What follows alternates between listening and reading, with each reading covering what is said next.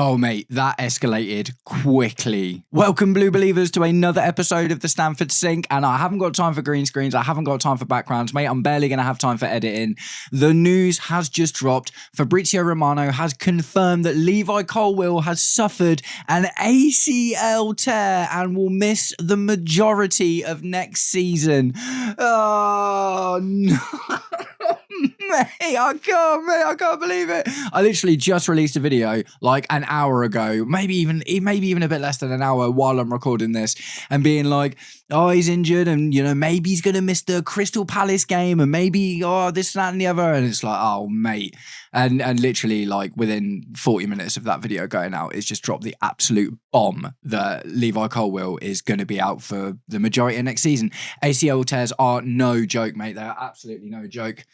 Oh, what is it? Oh, do you know what? I mentioned in that last video. Do you remember that? I still haven't got a second name, but we had to Eva something. I can't remember her name, but she got in Mourinho's bad books by trying to treat Hazard at some point when Mourinho didn't want her to. And I just said in my last video, I was just like, oh, maybe she's left us a curse. And here it is. It's manifested. I did it. I manifested the curse. It's my fault. No, it's obviously not my fault.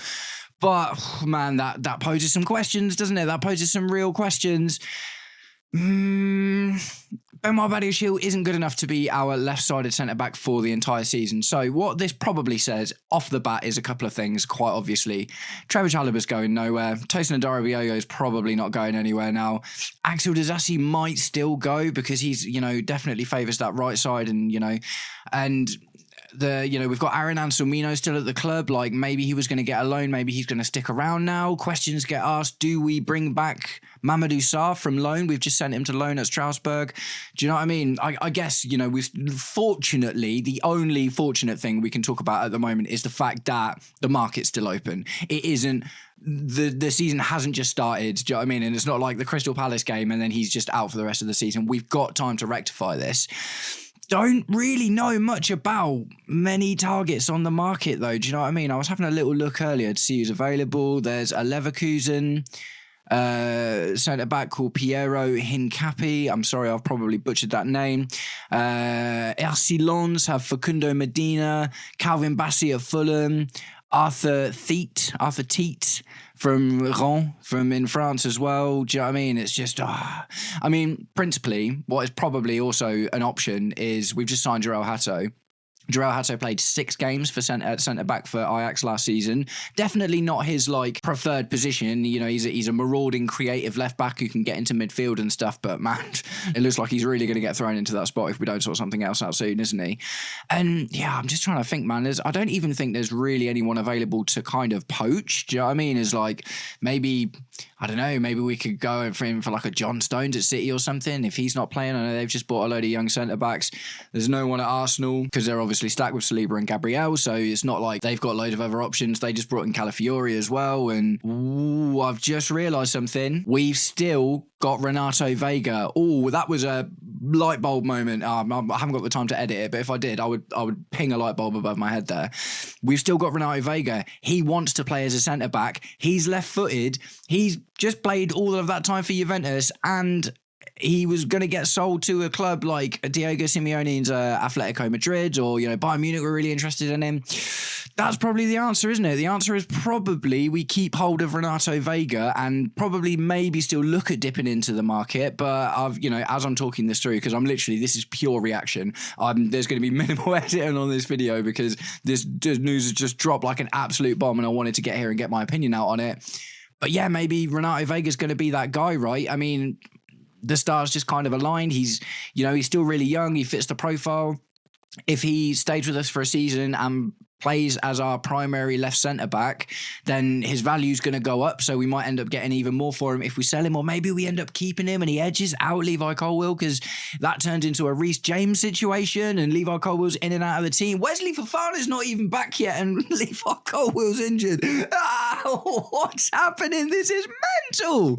Oh, mate, I'm sorry. I'm a little bit delirious. This is such massive, crazy news, man. And there's just, like I say, there's just so many questions, but I have actually calmed myself down a little bit there because the Renato Veiga thing makes sense. At the end of the day, we haven't sold him yet. There's been conversations with clubs, but we need a left-footed centre-back. Renato Veiga wants to be that left-footed centre-back. He will be able to fill in on that left centre-back sided position as well. If we've got like a Reece James on the right and Trevor Chalobah or someone in the middle, or a Tosin Adarabioyo, if we do end up at that kind of 3 at the back dual number 10 thing that we're looking at doing.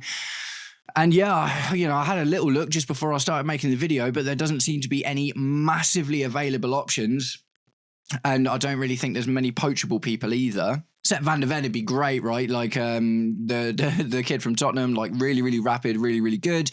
But with that's just going to cost too much, isn't it? And that's kind of the problem that we're at now. Is the other problem you've got is as soon as you go in for a centre-back, they're going to go, you desperately need this, don't you? And we're going to be like, yeah, just sell him. Yeah, you really want this, didn't you? And that'll be like an extra 50 million just because you need him right now when you're in trouble, and we're going to charge you the desperation tax. The desperation tax is a real thing. It previously happened to Barcelona, and it's like happened loads of times, man, where there's the desperation tax because you desperately need this striker. So let's all, us Chelsea fans collectively, pour one out for Levi Cowill season, because it was over before it even started. Interesting thing, tell me in the comments, actually, like this is a disaster, don't get me wrong, but what I would like to know from you in the comments is, do you rate Levi Cowill? Now, and obviously he's good. I'm not saying he's not good at all, but do you think this could be a season derailer because he's that good? Or do you think that as long as we are consistent with who we bring in, then he's not a difficult person to replace talent-wise? Like, I think there's going to be a real problem because I think he brings a lot of personality to the team as much as anything else. And I think, in a developing team, that's really, really important. But how do you feel about the idea that I've just floated of Renato Veiga covering that spot for the rest of the season? How do you feel about the idea of going in for kind of one of the unknowns? Not unknown, do you know what I mean? But there's no like massive name centre backs that everyone's talking about available, is there? This is just a mess, isn't it? This is just a mess. And you know what? Like in a few of my videos recently, in that last video that I literally just released today, I was like, what we're doing is like attack, and we're not really looking at centre backs. In all of this news about Garnacho and Xavi Simons, I've literally been saying I'd probably rather we just prioritise some other situations that we have, like the centre back situation and stuff. Oh man, I don't even know if Benoit Badiashil's fit at the moment. I mean, he was called on quite a lot last season, to be fair. To say he was one of the very long list of second string centre backs that we've got at the club at the moment, he did end up playing quite a lot, and he does seem to be one of the better ones. He is already left footed. So maybe it becomes Benoit Badiashile if he's fit. I don't know if he's fit, actually. Tell me in the comments if you know that Benoit Badiashile is fit. But is it going to be Benoit Badiashile gets that first team spot? Is it going to be Trevor Chalobah and Tosin Adarabioyo? Is it going to be Marc Cucurella and Jarell Hato plays on the left, or is it as left back, or is it going to be Jarell Hato who gets forced into that spot as well? I guess the more I'm talking about it, the slightly less scary it seems, actually. We definitely could still do with buying another centre-back, especially if we're going to sell the likes of Axel Disasi. But that was really more to, sort of fill out that right spot with someone who is a bit more solid and a bit more reliable and dependable. But this is obviously just blown it out of the water, isn't it? No, okay. So maybe it's not a massive, big, terrible, scary thing as I'm kind of thinking it is. Maybe there is something to say that this is one of the really good things about Chelsea's current thing of buying every single player that's under the age of 25 and has a pulse and looks like they might be quite good. We got Renato Veiga for really cheap, obviously. It was a bit weird because he played with us on and off. He got like 10, 12 games, if that, like conference leagues and a few sub-appearances and stuff.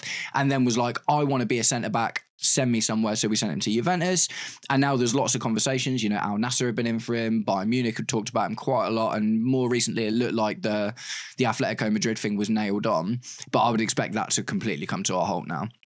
If not only, to say, okay, well, let's just see what happens, because 40 mil for Renato Veiga is still really good because we only bought him for like 10. But no, do you know what? I'm up for the Renato Veiga thing, man. He backs himself as a centre-back.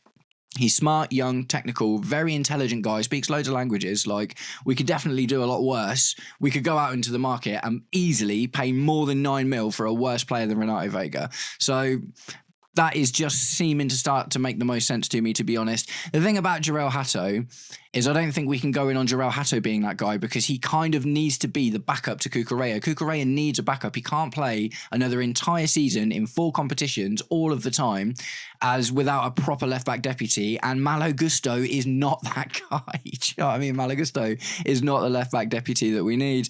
Oh dear, oh dear, oh dear. Oh my giddy aunt, the mind boggles, doesn't it? It truly, truly does just boggle. But what are you going to do, man? What are you going to do? It's all just destiny, isn't it? These things happen all the time. But like I say, it really couldn't have happened at a better time. The absolute worst thing that could have happened is the window would have closed. And then, even if it had happened in the Leverkusen game or whatever, do you know what I mean? Or even in the first few games of the season, I think the window's still open. Because they've changed it a few times, haven't they? Where they close the window when the season starts, and then they changed that again because of this kind of thing. And that happened to us, didn't it? Literally, that is just our luck. Oh, mate, it's literally just our luck. Did we not lose Jackson and Marc Guehi in like the same game, or in the space of 2 games, the day that the transfer window shut?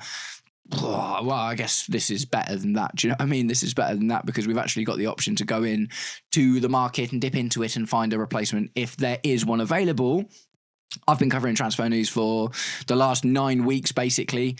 And I'm not going to lie to you, I haven't really seen anything about centre-backs. The only centre-back I can really remember us being linked with is Kim Min-jae, Marc Guehi. Ooh, I'm talking it all out. It's starting to get more interesting, isn't it? Marc Guehi, is he an option? Now, I've seen a little bit about Marc Guehi. He's definitely supposedly like, I want Liverpool. Liverpool is where he would like to go. Do Liverpool want to go in for a centre-back? I'm not sure about how their centre-back situation is going, to be completely honest. Obviously, Virgil van Dijk, if he stays fit, is going to be the main guy. I know they've got Konate. I'm not sure who else they've got, actually. So the Marc Guehi thing might resurface a little bit. We might go in a bit more aggressively for him. The thing that's annoying about that is that'll be 60 mil, 70 mil now. Do you know what I mean? It was supposedly 40 mil, but if Chelsea want Marc Guehi, then we're going to end up paying disaster tax. Do you know what I mean? We're going to end up paying some sort of mental disaster tax just to get ourselves out of this sticky situation. All right, okay, cool. So I've rambled for a little bit. It's been therapeutic, so thanks very much for listening. I hope this has been informative, but I am going to summarise where we're at the moment, right? We are looking at Levi Cowill has suffered an ACL tear and is going to be out for the majority of next season. We have lots of centre-backs, but none of them are particularly adept left-footed side kind of guys. Do you know what I mean? We've got Benoit Badiashile, still not sure what his fitness is like because he pulled out of one of the Club World Cup games and I haven't heard much else about him since then. But we do actually technically still have a player on our books in Renato Veiga, who hasn't left yet. Guarantee you know what's going to happen, don't you? I'm going to finish this video, I'm going to get it uploaded, and then the next piece of news is going to be, here we go, Renato Veiga to Atletico Madrid, and it's going to be like, oh no, mate. God, I hope that doesn't happen. I really hope that doesn't happen. So Renato Veiga seems like a reasonable choice. Do you know what I mean? He's got lots of experience playing in that centre-back role since we bought him because he plays there for Portugal and he's played there for Juventus and he's done pretty well. So there's not lots of interesting available left-footed centre-backs in the market to dip in for at the moment, but maybe this speeds up or reinforces the need to go back in for Marc Guehi because he is a Premier League proven centre-back now, not necessarily left-sided. So that's where the conversation has to be had around there is like, is that absolutely necessary for the balance of our team to have a left-sided centre-back? Do you know what I mean? I'm not 100% sure, but Marc Guehi, I would really like Marc Guehi to come back. I had an interesting chat with a guy in my comments when I released a video about Marc Guehi. He's like, I want my centre-back to be tall and dominant. And I was actually like, yeah, do you know what, man? You've got a point, to be honest. The last time we won the league, we had like loads of 6 foot plus guys in the team. And that was definitely a big part of why we did so well. But we can't really afford to be picky at the moment, can we?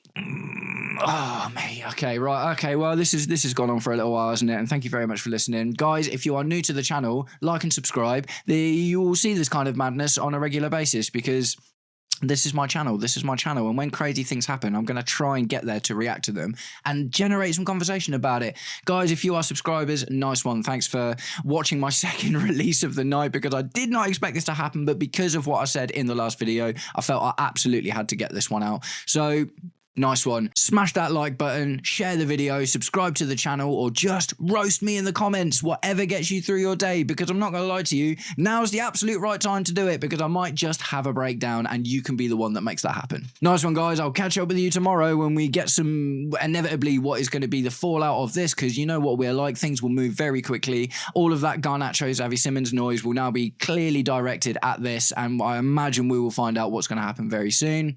I'll keep my ear to the ground as ever, and I hope you guys are having a wicked evening. Take it easy. Peace.